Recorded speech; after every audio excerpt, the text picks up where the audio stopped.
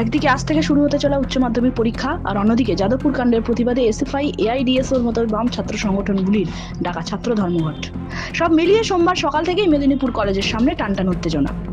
যানজট ঠেকাতে এবং যে কোনো ধরনের অশান্তি রুখতে সকাল 7টা থেকে অতিরিক্ত পুলিশ সুপার পিনাকি দত্তের নেতৃত্বে বিশাল পুলিশ বাহিনী পৌঁছে গিয়েছে মেদিনীপুর কলেজ তথা শহরের পঞ্চুর চক সংলগ্ন কলেজিয়েট রোডের সামনে।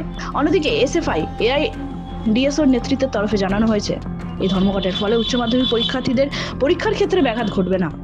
ধর্মঘট পালন করা হবে কলেজ ও বিশ্ববিদ্যালয় স্তরে। যদিও পরিস্থিতির মোকাবিলা করতে বিশাল পুলিশ বাহিনী তৎপর রয়েছে সকাল থেকে।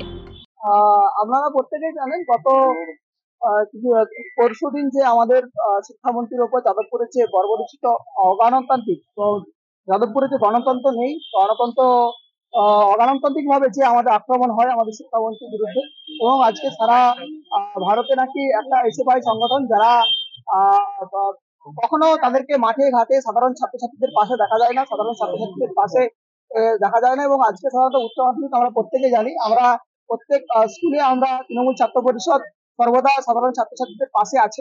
এবং আজকে মেদিনীপুর কলেজের সকালবেলায় ওরা গেট অবরুদ্ধ করেছে, আমরা গেটটা খুলে দিয়েছি এবং গেটটা খুলে যাতে সাধারণ ছাত্রছাত্রী ঢুকে ক্লাস করতে পারে সেই ব্যবস্থাটাই করেছি।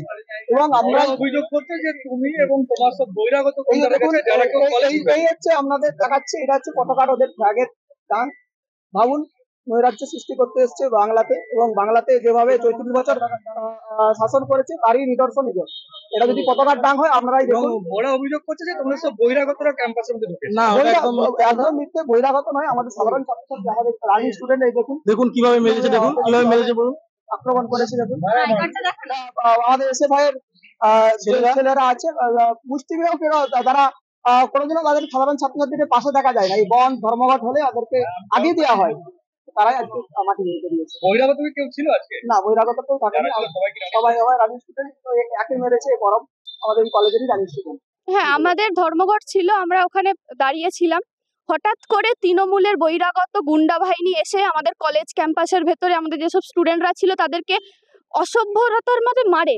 এই যে মনোদীপ সরেন দেখতে পাচ্ছেন, ছাত্র, ইংলিশ ডিপার্টমেন্টের ছাত্র মার খায়, আমাদের zoology department, botany department, math ডিপার্টমেন্টের অধিকাংশ স্টুডেন্ট আমাদের মার খায়, আমাকেও রীতিমতো মেরেছে। বাইরের তৃণমূলের গুন্ডা বাহিনী এসে মারে। এবং আমরা এটাও দেখতে পাই পুলিশ বাহিনী যারা বাইরে আছে তারা ওই তৃণমূলকে ইনসিস্ট করছে যে ওদেরকে বার করে নিয়ে আয়, তাদের কোট আনকোট এই কথা যে ওদেরকে বার করে নিয়ে আয় আমরা ধরে নেবো। দিয়ে আমাদের একজন আমাদের সঙ্গে ছিলেন, তাদের একজন মেয়ে সুচরিতা দাস, তাকে তৃণমূল ওরকম কয়েকজন ছেলে জোরপূর্বক এই ক্যাম্পাস থেকে বার করে নিয়ে যায়। তাকে আমরা এখনো পর্যন্ত জানি না তার কি হয়েছে। আর কলেজ কর্তৃপক্ষ অবশ্যই বহিরাগত, তাদের কোনো আইডি নেই, কোনো আইডি প্রুফ নেই, তারা বাইরে আমাদেরকে রীতিমতো ভাবে মারে।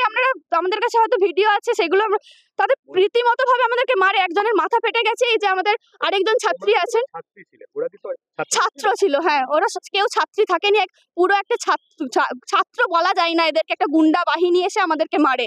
মানে মহিলা আপনাদের সমর্থকদের উপরে পুরুষ, শুধু মহিলা নয়, মহিলাদের উপর তো মার খেয়েছি, তার সঙ্গে পুরুষ যারা ছিল তারা আমাদের যারা ছাত্র ছিল তাদেরকেও এসে মারে। কেন এটা হবে? আমরা কলেজের মধ্যে আমরা কি তাহলে নিরাপদ নয়? কলেজের গার্ডরা কোনো কিছু নেই, টিচিং নন টিচিং স্টাফরা দাঁড়িয়ে নীরব দর্শকের ভূমিকা পালন করছে, বাইরে থেকে পুলিশ প্রশাসন নীরব দর্শকের ভূমিকা পালন করছে, কিন্তু তারা এই কথাটা বলছে যে ওদেরকে বার করে নিয়ে আমরা ধরবো। আমরা এই ঘটনার তীব্রতম নিন্দা জানাই। মেদিনীপুর থেকে নিজস্ব প্রতিনিধির রিপোর্ট, এনএম নিউজ। আরও খবরের আপডেট পেতে সাবস্ক্রাইব করুন আমাদের ইউটিউব চ্যানেলটি আর বেল আইকনে ক্লিক করুন নোটিফিকেশনস পেতে।